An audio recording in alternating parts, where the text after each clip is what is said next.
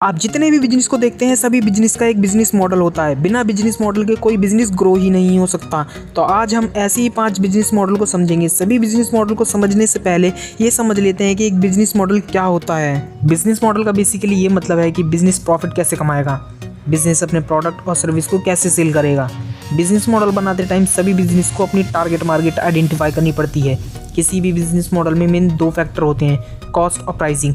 Cost का मतलब business जो भी प्रोडक्ट और सर्विस दे रहा है उसे बनाने में बिजनेस की क्या कॉस्ट आती है और किस प्राइस पर वो बिजनेस अपने टारगेट मार्केट में वो प्रोडक्ट बेच रहा है। और अब हम 5 बिजनेस मॉडल को एक एक करके समझ लेते हैं। पहला बिजनेस मॉडल है advertising supported business model.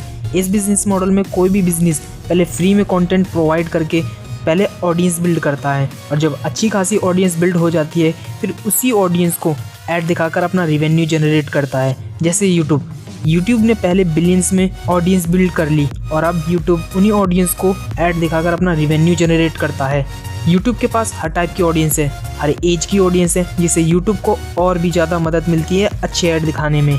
TV channels भी यही बिजनेस मॉडल को यूज़ करके अपना रेवेन्यू जनरेट करते हैं। और ऐसे ही दूसरा बिजनेस मॉडल है एग्रीगेटर बिजनेस मॉडल। इस बिजनेस मॉडल में बिजनेसेस 2 पार्टीज के बीच में मिडिल मैन की तरह काम करते हैं। जैसे Naukri.com एग्रीगेटर बिजनेस मॉडल को अपनाता है। कंपनी को एम्प्लॉय हायर करने पड़ते हैं और एम्प्लॉय को ढूंढना पड़ता है, जिससे कंपनी का बहुत टाइम खराब होता है।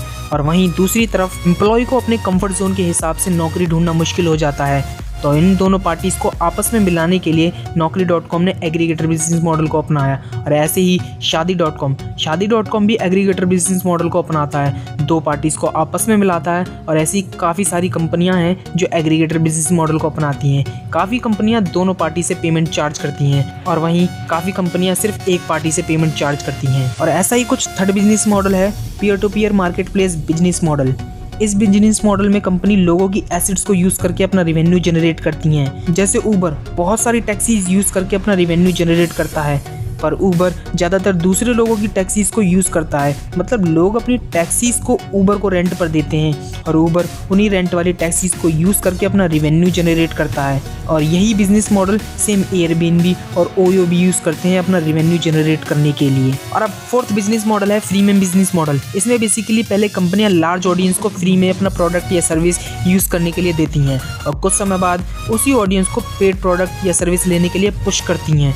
जैसे बायजूस पहले कस्टमर को अपने ऐप का फ्री में एक्सेस देता है और कुछ समय बाद बायजूस फ़ोन कॉल्स या ईमेल मार्केटिंग के जरिए कस्टमर को पेड कस्टमर बनने के लिए पुश करता है। प्रीमियम बिजनेस मॉडल को काफ़ी सारी कंपनियां यूज़ करती हैं, जैसे ड्रॉपबॉक्स, वर्डप्रेस.com और स्काइप जैसी काफ़ी सारी कंपनियां। और अब आगे 5th बिजनेस मॉडल है फ्रेंचाइजी बिजनेस मॉडल। इसमें बेसिकली एक कंपनी लाइसेंस इश्यू करती है और अपनी कंपनी की फ्रेंचाइजी देती है। जैसे मैकडोनल्ड्स लोगों को अपनी कंपनी की फ्रेंचाइजी देता रहता है। मैकडोनल्ड्स फ्रेंचाइजी बिजनेस मॉडल को अपनाकर अपना वर्ल्ड वाइड बिजनेस ग्रो कर रहा है और स्टारबक भी फ्रेंचाइजी बिजनेस मॉडल को अपनाकर अपना रेवेन्यू अच्छा खासा जनरेट कर रहा है। तो दोस्तों ये थी आज की वीडियो। ये वीडियो आपको कैसी लगी आप कमेंट करके बता सकते हैं और वीडियो को लाइक कीजिए, चैनल को सब्सक्राइब कीजिए। तो मिलते हैं अगली वीडियो में। ये वीडियो देखने के लिए बहुत बहुत धन्यवाद।